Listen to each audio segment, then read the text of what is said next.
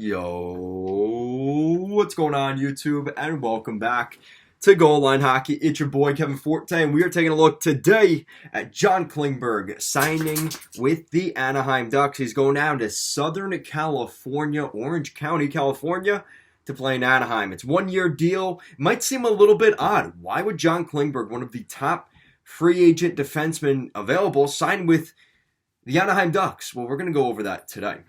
So I made a video the other day talking about how I really believe that John Klingberg would only practically be down to two teams at this point. If he wants the number that he wants on a prove-it deal, he would have to go to one of these two teams.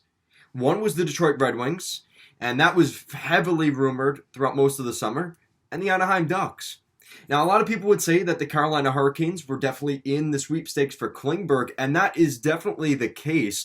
It sounded like the Hurricanes were very much interested in, bringing him in. But then the Brent Burns trade happened. And once that happened, I think that kind of diffused any possibility of Klingberg.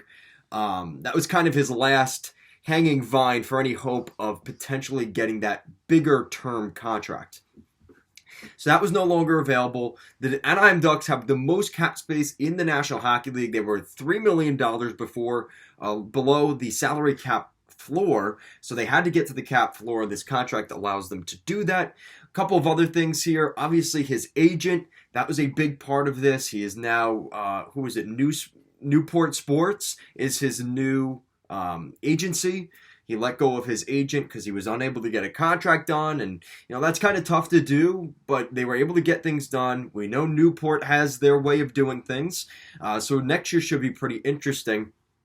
But I do like this move here for the Ducks and for Klingberg.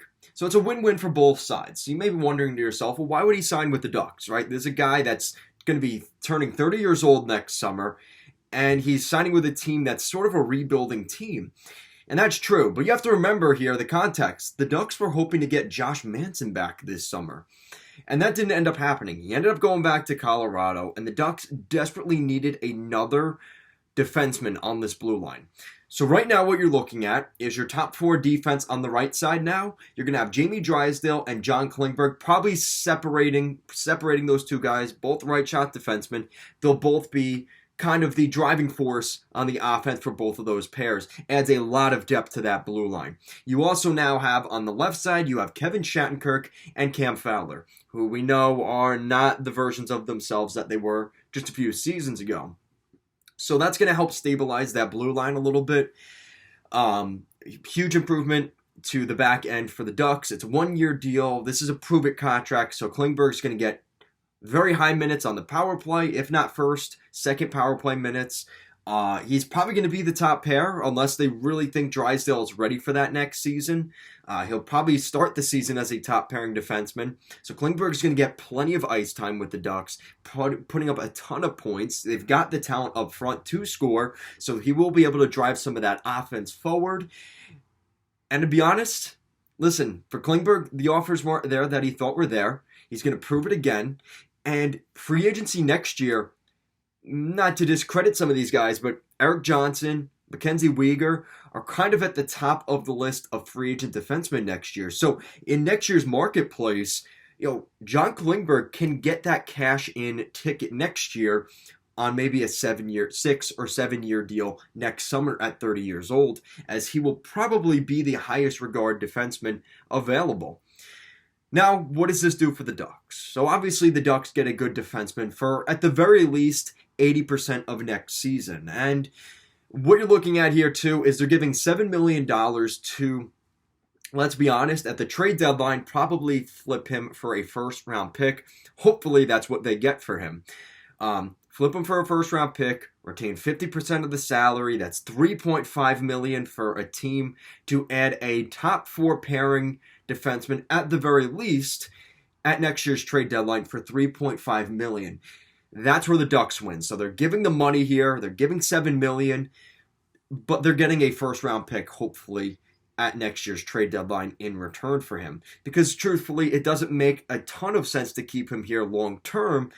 But again, maybe it does work, and maybe they are able to hammer out an extension. Maybe the Ducks are a playoff team. That Pacific Division could be kind of weird next season, right? We think LA is going to be better. We think Edmonton's going to be good. We're not sure about teams like Calgary. We're still not sure about teams like San Jose. So it does leave room here. Maybe the Ducks somehow sneak in there. As crazy as that sounds, right? But that's still a long shot. And the Ducks, again, they have the flexibility where if they want to extend him, they do have that opportunity. And if they want to trade him, they can do that as well. And I think that's where the Ducks have some flexibility here. Bob Murray, the new management is now in here with Pat Verbeek. This is a different looking Ducks team. And I think that what they're trying to do here is try and use the cap space they have and utilize it to their advantage in order to acquire players to inevitably acquire more draft picks and prospects for the future.